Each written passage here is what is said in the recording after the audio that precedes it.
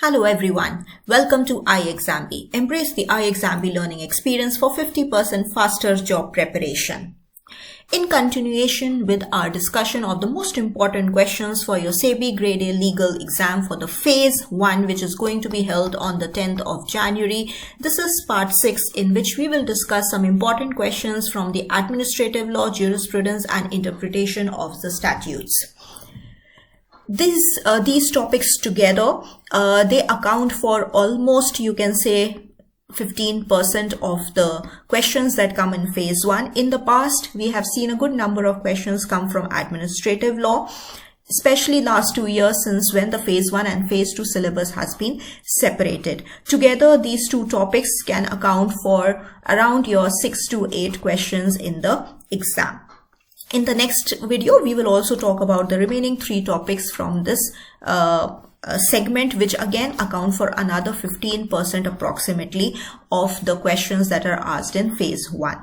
So let's move ahead and discuss the questions. Before I do that, I would also like to tell you that the Christmas and New Year sale is now live at iExamB, where you can avail all the courses at a flat 58% discount. We also have launched the quick revision course for your last minute preparation 15 days before the exam.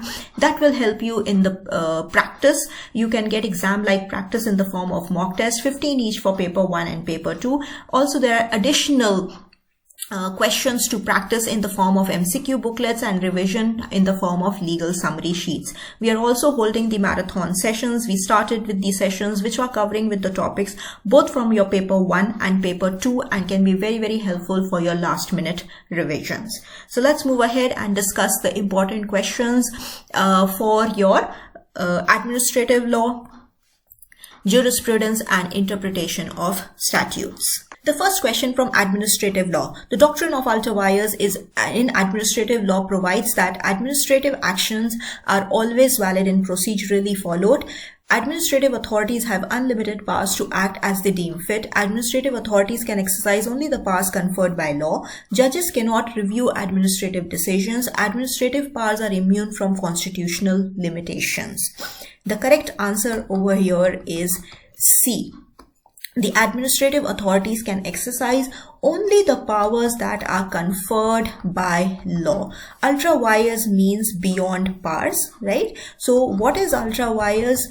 There are 3 instances that you should be aware about. An action is substantively considered ultra vires if the administrative authority has acted without any power, in excess of its power, or is abusing its power, right? So on these grounds, it will be considered ultra vires.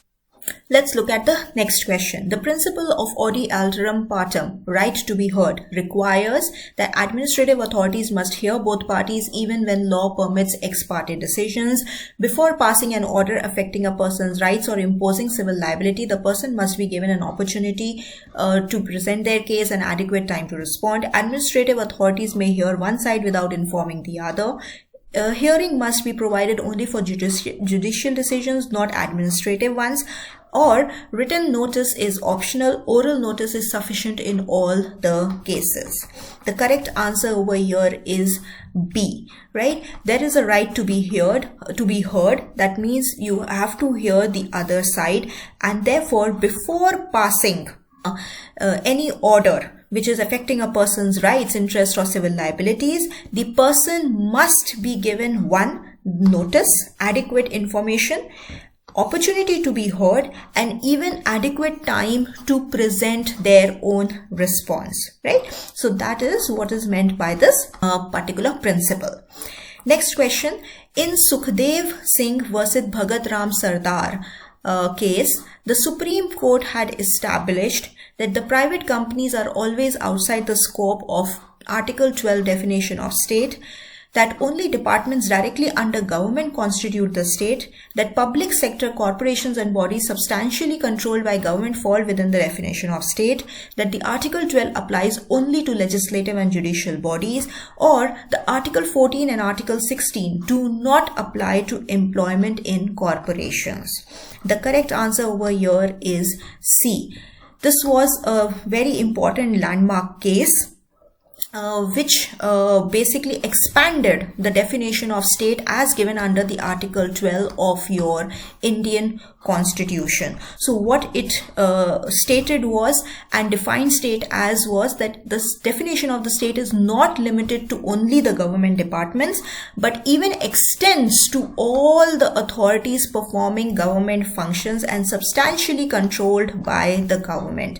And the court established that to identify this, the test of instrumentality and agency should be applied to determine whether a body is falling under that definition as given and expanded under Article 12 of the Constitution. Now let's look at one question from jurisprudence. John Austin, the founder of Analytical School of Jurisprudence, defined law primarily through his imperative theory, which states law consists of moral principles and ethical guidelines as followed by the social norms and accepted by the state heads.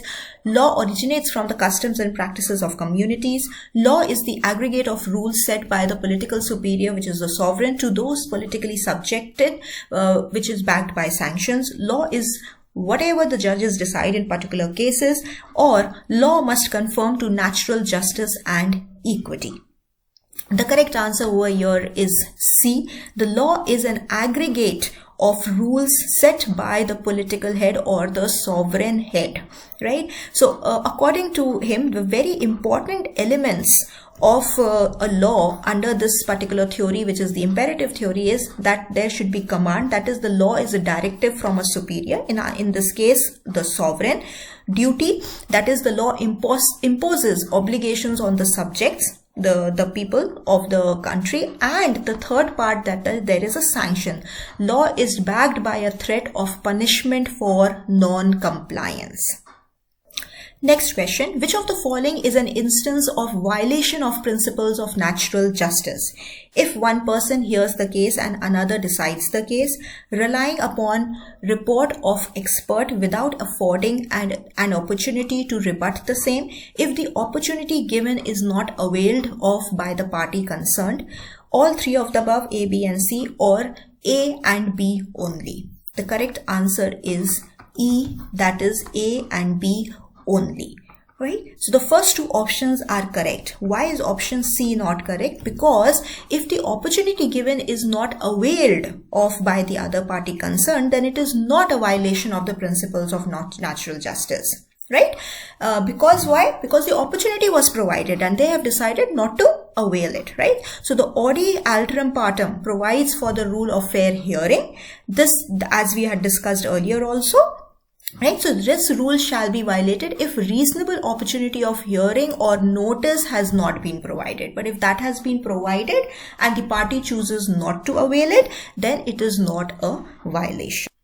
Let's do another question. The sociological school of jurisprudence, particularly as articulated by Roscoe Pound, views law primarily as commands from a sovereign authority, a tool of social engineering, pure norms organized in a hierarchical structure, customs recognized by courts, rules that must conform to natural law.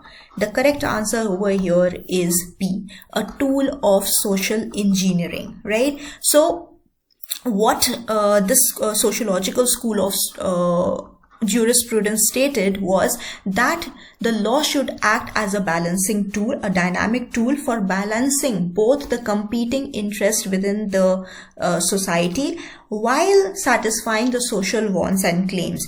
And the aim should be that it should maximize the satisfaction of all the human wants as possible with the least sacrifice and minimal friction, right? So that is why they called it a tool of social engineering. Next question. Legal realism, particularly American legal realism, is characterized by which fundamental propositions? Law is a system of logical deductions from clear, unchanging premises. Law must strictly conform to sovereign commands. Law originates exclusively from customs. Certainty in law is largely a myth. Judges have no discretion in applying law. The correct answer over here, the most closest, is certainty in law is largely a myth. Legal realism highlighted three aspects. One, Certainty in law is largely a myth, which means the idea that the law provides certain determinate answers is illusionary. Law is actually what the court actually decides, not what legal rules theoretically state. And judges actively make law rather than merely discovering or deducing it from pre-existing principles. Next question. Legal positivism, as distinct from natural law theory, asserts that law is separate from morality. Law must necessarily conform to moral principles. Judges discover law through moral reasoning. All laws must reflect natural justice, or morality is always reflected in valid law. The correct answer over here is A. Law is separate from morality, right? Legal positivism emphasized the separation of law from morality. It basically states and stands for that a valid law depends on its source and the procedures through which it was formally enacted by a recognized legal authority, and not whether it conforms to the moral principles alone, right? So that is what is meant by legal positivism. There are more questions related to interpretation of statutes that you can further practice. You can download this PDF for last minute revision and use the detailed explanations for further comprehensive revision and practice. In our next video, we will talk about legal maxims, consumer protection law, and the law of torts. You can download our app for access to other information, or visit our website, or call us at 920-552-4028. Wishing you all the best.